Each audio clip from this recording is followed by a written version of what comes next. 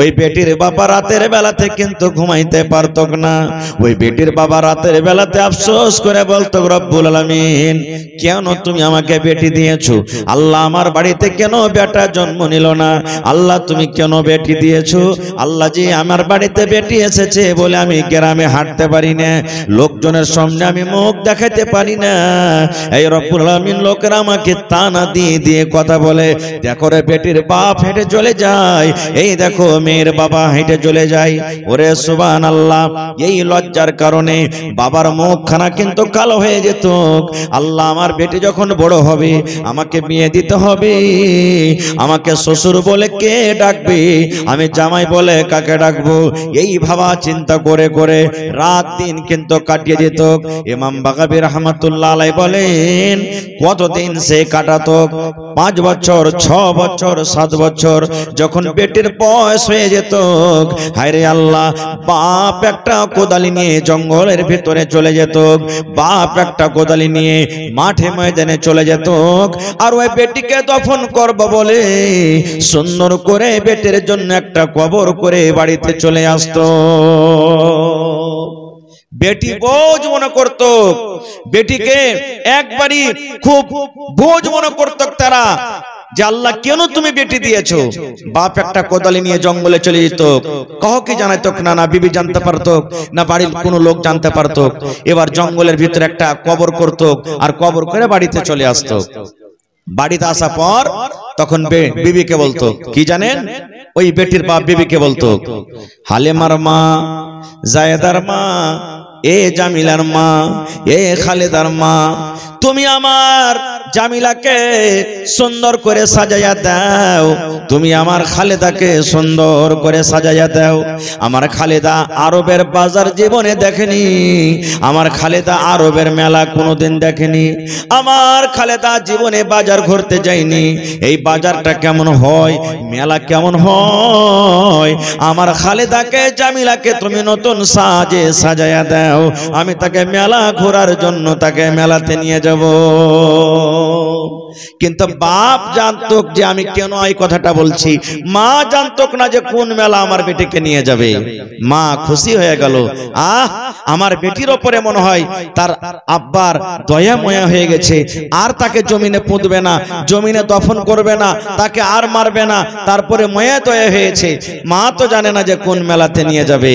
মা সুন্দর করে ওই কলেজার টুকরা আদরের মেয়েকে গোসল দিয়ে, চোখে কাজল দিয়ে, সুরমা দিয়ে, নতুন জামা কাপড় দিয়ে আব্বার হাতে খুশি খুশি তুলে দিতেন। আব্বা হাতখান ধরে এবার মেলা দেখার বাহানাতে হাঁটতে শুরু করতেন। কোথায় যেতেন?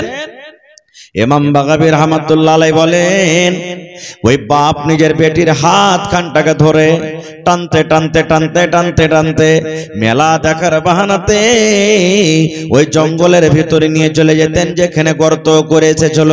ওরে সুবহানাল্লাহ, এবারে হাঁটতে হাঁটতে জঙ্গলের ভিতরে যখন চলে যেত, এবারে কলেজার টুকরা বেটে বলতো, কাব্বা গো, তুমি কোথায় জঙ্গলের ভিতরে নিয়ে যাচ্ছ?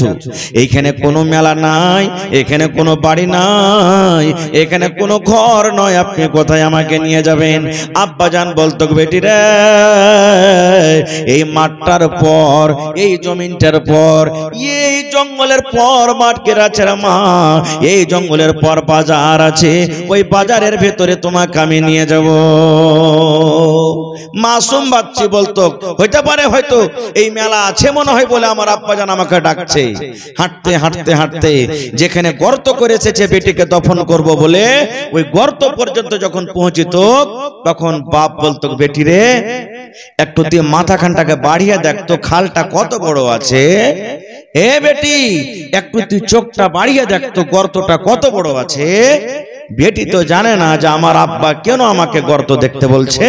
এরকম ভাবে মাথা বাড়িয়ে খালটা দেখতে যাবে, বাপ বেটির পিঠে এরকম ভাবে হাত দিয়ে এমন জোর করে একটা ধাক্কা দিয়েছে, যে ধাক্কা দেওয়ার সাথে সাথে বেটি কিন্তু খালে পড়ে গেল, গর্ততে পড়ে গেল।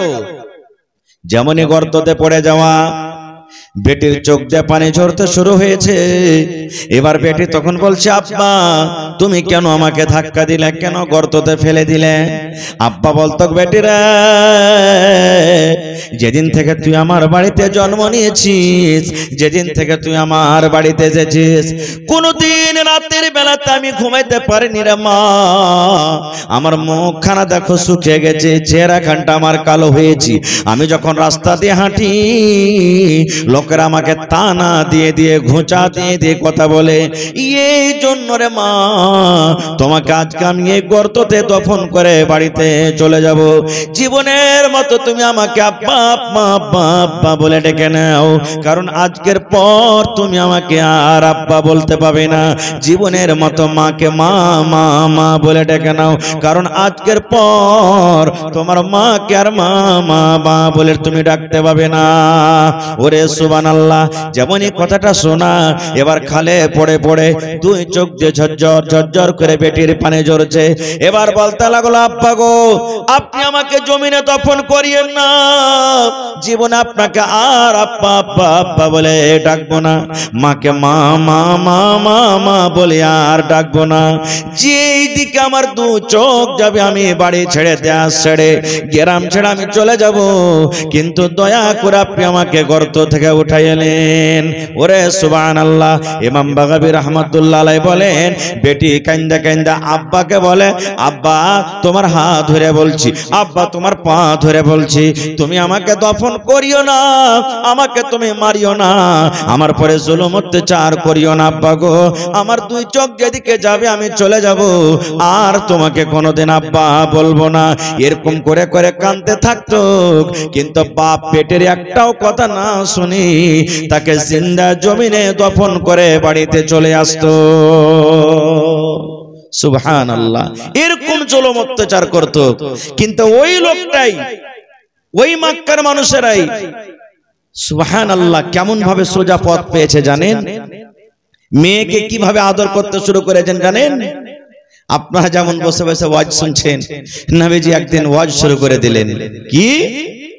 এই আমার উম্মতেরা শোনো, এই আমার সাহাবীর দলেরা শোনো, আল্লাহ রাব্বুল আলামিন যাকে দুখানা মেয়ে দিয়ে পরীক্ষা করেছেন, আল্লাহ রাব্বুল আলামিন দুটা বেটি দিয়ে যাকে আজমাইশ করেছেন, হাদিসে দুটার কথা আছে, কিন্তু দুটা হোক, তিনটা হোক, একটা হোক, পাঁচটা হোক, আল্লাহর নবী বলেছেন আল্লাহ রাব্বুল আলামিন যাকে মেয়ে দিয়ে পরীক্ষা করেছেন, ওই মেয়ে যখন বাড়িতে এসেছে, বেটি যখন থেকে বাড়িতে জন্ম নিয়েছে, বাপ কিন্তু রাজ হয়নি, বাপ মন খানা ভারী করেনি, হাসি খুশিতে বেটির লালন পালন করেছি, তাকে কাপড় দিয়েছে, তেল দিয়েছে, কাজল দিয়েছে, ভালো মতো টাইমের শক্তি হিসাবে খাবার দিয়েছে, জ্ঞান রাত শিক্ষা দিয়েছে। আল্লাহর নবী বলেছেন ওই বেটি যখন বড় হয়েছে, বিয়ের যখন বয়স হয়েছে, আব্বা জান একটা ভালো জামাই দেখে, ভালো বাড়ি দেখে, ভালো ঘর দেখে বেটির বিয়ে লাগিয়ে দিয়েছে। নবী আমার বলেছেন, হে বেটির বাপ তুমি খুশি হয়ে যাও রে, তুমি খুশি হয়ে যাও, আমি নবী আর ওই বেটির বাবা জান্নাতের ভিতরে যাব। কেমন হয়ে জান্নাতে যাব থাকবো? নবীজি দুটা আঙ্গুলকে ইশারা করে বললেন, নবীজি দুটা লোককে ইশারা করে বললেন, হে বেটির বাপ এই দুটা লোক যেমন পাশাপাশি হয়ে আছে, আমি নবী আর ওই বেটির বাবা জান্নাতের ভিতরে পাশাপাশি হয়ে থাকবো। সুবহানাল্লাহ। কত বড় খুশখবরি দিলেন। এই দেখেন, যেই মক্কার মানুষেরা যখন তাদের কাছে কোরআন ছিল না, যখন তাদের কাছে জ্ঞান ছিল না, ইলম ছিল না, তারা নিজের বেটিকে দফন করত, কিন্তু যখন থেকে তাদের সিনাতে কোরআন এসেছে, যখন থেকে নবীর জ্ঞান শিখেছে, যখন থেকে নবীর কাছে তালিম নিয়েছে, তখন থেকে নিয়ে দেখেন এই একটা পাপ তাদের মধ্যে থেকে চলে গেল, হটে গেল, একবারে জীবনের মতন হটে গেল। আল্লাহুস সামাদ। আজকে আমরা মুসলমান সেই নবীর কথা শুনে কেন নিজকে পাল্টাতে পারি না ভাই? সেই নবীর কথা শুনে কেন নিজের মনটাকে আমরা বদলাতে পারি না? সেই নবীর কথা শুনে কেন আমরা ভাই ভাই লড়াই করি? সেই নবীর কথা শুনে কেন এক অপরের উপর আমরা জুলুম অত্যাচার করি? সেই নবীর কথা শুনে এক আলেম সমাজের কেন ইজ্জত সম্মান করতে পারি না? সেই নবীর কথা শুনে কেন আমরা নিজের বেটা বেটিরাকে পড়াইতে পারি না? আজকে জানেন, যখনই পড়ালেখার ব্যাপার আসে তখন আমরা কি করি? মাদ্রাসাতে পড়িয়ে লেখে কোনো লাভ নাই জামানাতে, 5,000 4,000 10,000 টাকা করে মাসে ছেলেরা পড়াবে মৌলবি হ্যাঁ, তখন পেট পিন্ধন চলবে না, ছেলে মেয়ের কিভাবে পেট ভরাবে না। এই মাদ্রাসাটা হলো ফকিরা পড়া, ফকিরা তালিম, এই জন্য এই মাদ্রাসাতে পড়ালেখা চলবে না খুব, যার কারণে আজকে দেখেন আমরা দিন থেকে কত দূরে চলে গেছি। আরো একটা কথা জেনে নেন, খাস করে যত রকম সরকারি ইদারা আছে, যদি কোনো ভাইয়ের মনে যদি দুঃখ হয় তো মাফ করবেন, ছেলে হিসেবে বলছি সরকারি মাদ্রাসাতে এখানে জালসা করে কি করবে, সরকারি মাদ্রাসাতে চাঁদা নিয়ে কি করবে। ভাইরে, আমিও একজন মাদ্রাসার সরকারি মাদ্রাসার টিচার। সরকার শুধু মাদ্রাসাতে বেতনটা দেয় আর ছেলে পেলেকে খিচড়ি খেতে দেয়, চা ছাড়া আর কিছু দেয় না। যত রকম ব্যবস্থা করতে হয় আপনারা কি করতে হয়েছে আর করছেন, চোখে চোখে দেখছেন। দ্বিতীয় কথা, মাদ্রাসাটা যে আছে সরকারি মাদ্রাসা বলে আপনাদের জান মান শান আছে। বলবেন কেমন করে? যেমন সাহেব জি, এই যে দেখেন আজ থেকে 1 বছর 1.5 বছর 2 বছর 3 বছর আগে থেকে মোটামুটি 2000 2500 মৌলভী সাহেবের চাকরি হয়েছে। আপনারা জানেন স্কুলে চাকরি হয়েছে না হয়নি? আমাদের বিহার সরকার, ধন্যবাদ জানাই তাকে, নীতিশ কুমার জি, মৌলভী সাহেবের একটা চাকরি দিয়েছে। এরা ডিগ্রি কোথা থেকে নিয়ে এসেছে জানেন? স্কুল থেকে। জি না, এই যে আপনাদের গ্রামে মাদ্রাসা, এইরকম যত মাদ্রাসা আছে মাদ্রাসা থেকে তারা ওয়াস্তানিয়া করেছে, ফকনিয়া করেছে, মৌলভী করেছে, আলিম করেছে, ফাজিল করেছে। এই মাদ্রাসাগুলা থেকে ডিগ্রি করেছে, তারপরেই সরকার ওরাকে চাকরি দিয়েছে। যদি এই মাদ্রাসা না থাকে তাহলে ডিগ্রিও হবে না, আর ডিগ্রি যদি না হয় বলেন সরকার চাকরি দিবে? জীবনে সরকার চাকরি দিবে না। তো মাদ্রাসাটার দরকার আছে না নেই? আছে না নাই ভাই? কিন্তু আমরা তার মাকাম তার মার্তবা আমরা বুঝতে পারি না, আমরা বুঝতে পারি না, আমরা তার মাকাম তার মার্তবা আমরা বুঝতে পারি না যে মাদ্রাসার কতখানি মূল্য। আজকে যেমন অন্য অন্য মানুষেরা চাইছে যে মাদ্রাসা ধ্বংস হয়ে যায়, মাদ্রাসা বন্ধ হয়ে যায়, আজকে আমরাও চাচ্ছি যে মাদ্রাসা শেষ হয়ে যায়। মাদ্রাসা শেষ হলে কি হবে?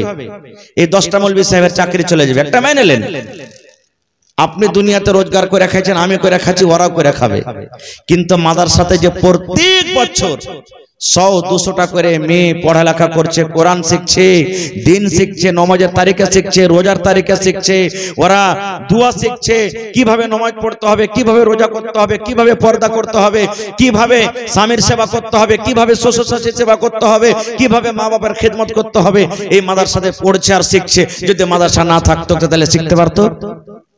আজকে যদি আপনার এই মাদ্রাসা না থাকতো এই প্রোগ্রাম আজকে হতো? এই 4 জন হাফিজ কোরআন আপনাদের সামনে বসে থাকতো? জোরে বলেন থাকতো? জীবনে কোনোদিন থাকতো না। ভাই মুসলমান, আজকে আমরা করছি কি? মেলাই জায়গাতে দেখছি বেটিরাকে মানুষ পড়াইবে না, শুধু বেটারাকে পড়িয়ে দিবে আর বেটিরাকে পড়াইবে না। কেন পড়াবে না? বেটি ছেলেকে পড়িয়ে লিখছে কি করবে যে মুলি সাহেব, ই তো বিয়ে হ্যাঁ শ্বশুর বাড়িতে চলে যাবে, লোকের ছাই তুলবে, ঘুঁটা তুলবে, বাড়িতে নুন্দা গড়াইবে, ভাত রান্না করবে, তরকারি রান্না করবে, এরাকে ফের পড়িয়ে লিখছে কি করব? ভাইরে, এটা ভুল। নবীর জামানাতে আল্লাহুস সামাদ মহিলারা কত পড়ালেখা ছিলেন জানেন? কত পড়ালেখা ছিলেন। একটা মাত্র আপনাদের সামনে হাদিস আমি রাখছি, তাহলে বুঝতে পারবেন যে আল্লাহ রাসূলের জামানাতে মহিলারা কত পড়ালেখা ছিল। কত জানেন? আল্লাহ রাসূল সাল্লাল্লাহু আলাইহি ওয়াসাল্লামের জামানাতে একজন সাহাবী ছিলেন,